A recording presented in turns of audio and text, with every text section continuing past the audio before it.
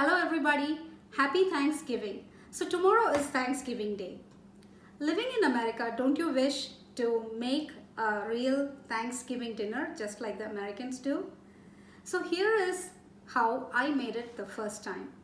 If you say Thanksgiving dinner, the main or the central part of a Thanksgiving dinner is turkey, right? And that used to be intimidating to me because it's a big whole bird that you needed to cook. But still, once I wanted to give it a try. So I went to Stop and Shop, and there was this very nice old man who I asked to guide to find the different things that are needed for a Thanksgiving dinner. He was so good that he gave me the instructions to do an entire dinner, and it worked out perfectly. So I want to share the same thing with you. So first, let's talk about the turkey. The good news is you don't have to get the whole bird. You get the turkey breast, which is like only this much, and you buy that from any grocery store or from a farm. And remember, it needs to be seasoned the previous day, preferably. Seasoning for a day helps to get in the flavors into the turkey. So what you need to do is get the ready-made seasoning and lift up the skin of the turkey and nicely rub the seasoning on top of it, and you will put some stuffing into the cavity. That's all about the turkey. And remember, it takes about 2 to 3 hours to roast it on Thanksgiving Day. So plan it that way, okay? The turkey is generally sliced and served with cranberry sauce, which is sweet and can be bought from the store ready-made, or it can be served with a brown gravy, which uses like a turkey or chicken stock in it. So, or that comes in a, like a soup pack. Or you could get the mix and make it at home with water. Again, that's also like an instant mix. For the cranberry sauce, you could also make your own Indian style cranberry sauce like the pickles and serve it with the turkey. And the next thing that we make is a beans casserole. A beans casserole is nothing but cut beans, a can of mushroom soup, and some fried onions. You mix everything up in a casserole dish and put it in the oven. And then the third thing is mashed potatoes.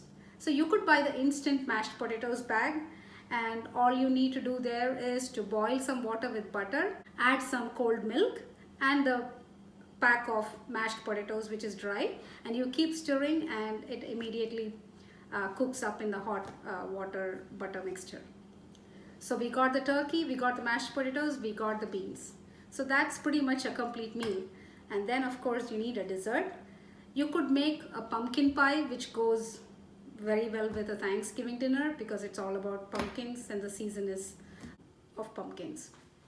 But today I thought of making an all-American dessert, which is an apple pie. So we'll make it the old-fashioned apple pie. So we're going to make 4 things: the turkey breast, beans casserole, mashed potatoes, and apple pie. So we are going to make an old-fashioned apple pie. So obviously for the pie we need the pie crust, and we are going to make it from scratch. Typically an apple pie is double crusted, meaning there is a base and then you put the apple filling and then there is a top. So for a double crusted pie you need about 2.5 cups of flour.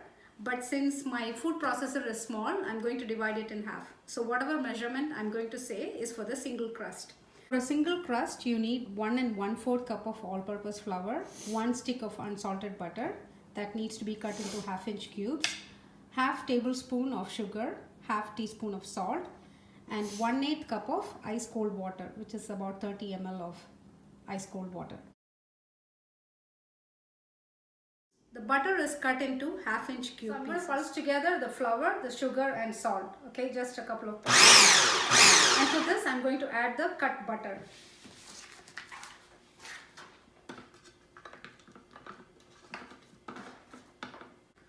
So I had pulsed the flour, salt and sugar, then I added the cubed butter. Now I'm going to add like about 30 ml of water. Be very careful, more water could make it completely a disaster.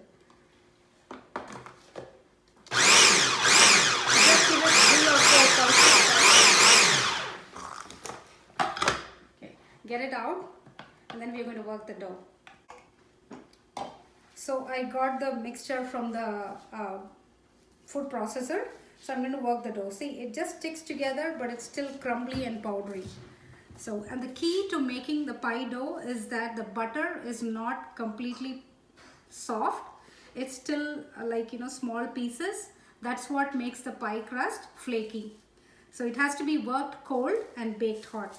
Remember, prepare it cold and bake it hot. If you didn't have a food processor, no worries. All you need to do is you have to shred the butter. Like when it's frozen, shred the butter just like you would do with cheese, and mix the flour, salt, sugar, water and the shredded butter together and do the same thing with it. So I have mixed that and made it into a ball like this. I'm going to put it on a plastic wrap, and then you can flatten it a little bit and then cover it immediately and put it in the fridge. So you need to keep it in the fridge at least for an hour, but you can prepare it ahead of time. Like if you need to make the pie tomorrow, you could make it today and leave it in the fridge until you shape it, roll it and bake it. You could make it into a small disc and leave it in the fridge. If it's crumbly, don't worry about it. That's the way it should be. In fact, that is the butter pieces that's making it look crumbly, and that is good for the pie. It's going to give the flakiness to the pie.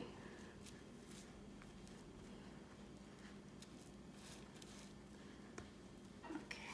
Don't let the butter melt though. Work it enough that it's still cold and you can right away put it in the fridge.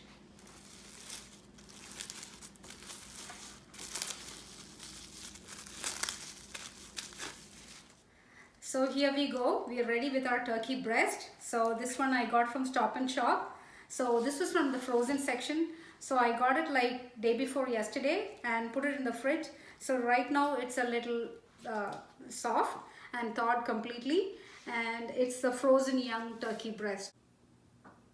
So I got the turkey out of the pack and washed it slightly, and then I've rubbed it dry. So I also found this pop-up thermometer here. So it helps you to know when it's cooked. So after you put it in the oven, it pops up and you know that's when you have to take it out of the oven.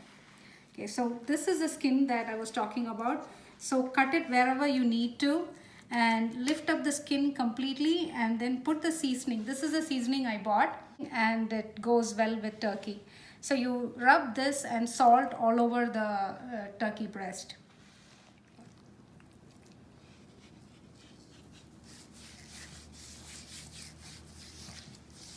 So I'm rubbing the salt now lavishly all over the turkey. And then for this turkey breast, you do not use more than half of this pack, okay? Don't overdo it, then it'll be too harsh. So, and then I'm rubbing this too. After you rub the salt and the poultry mix nicely, you just pull back the skin the way it was so that the flavors are all locked inside the skin, okay? So you leave it in the fridge until you start roasting it tomorrow. So it should be a good 12 hours that will get marinated.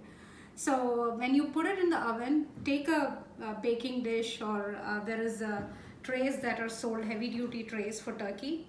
So you place this in the middle just like this, and around it you put like 1 or 2 onions cut into wedges, and some lemon or lime slices, and also celery sticks, like half a pack, maybe like 4 or 5 sticks cut into small pieces, and put that around. So that gives a nice flavor to the turkey. So once it's done, you have to take it out, and using a sharp long knife, you have to carefully slice them and serve each slice with some cranberry sauce, which is sweet, or you could use the Indian style cranberry sauce, which we'll be making soon, or with gravy. I'm going to make the gravy with this store-bought mix. All it takes is to just put in water and boil it to make it into a sauce. Okay. So now I'm going to make some stuffing to put inside the cavity.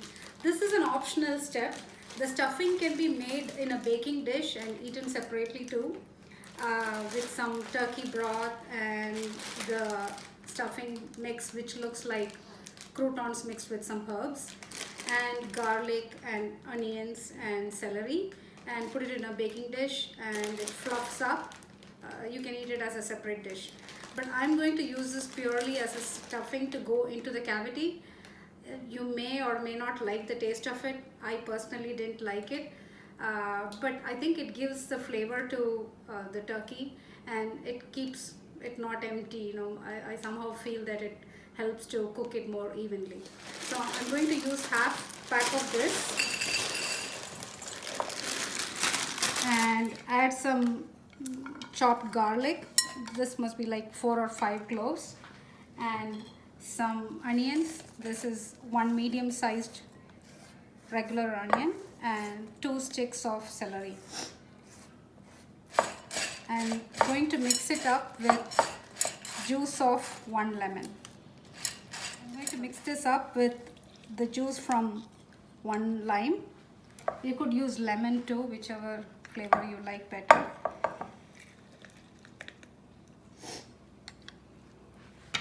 And this is like 1/3 stick of butter.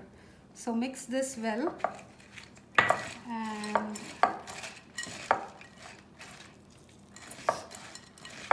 you can pause it. And I'm adding some cilantro too. And then you turn the turkey, and there is this cavity. That's where you're going to stuff this. You don't have to stuff it completely, just a little bit is enough. I think I got a lot of it. So because once it's cooked, it's going to fluff up.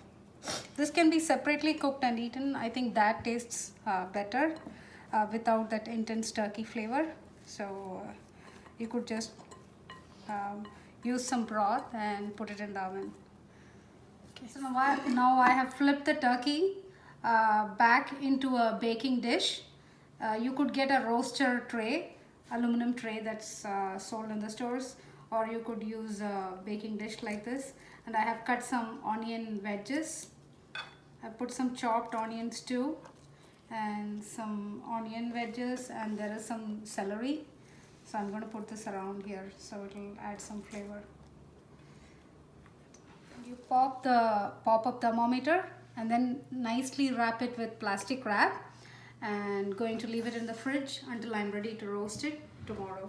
After it's done, I'm planning to transfer it onto a nice plate, and then we can go ahead with the carving of the turkey into slices. And I may or may not use the stuffing based on if you like the taste. Thank you.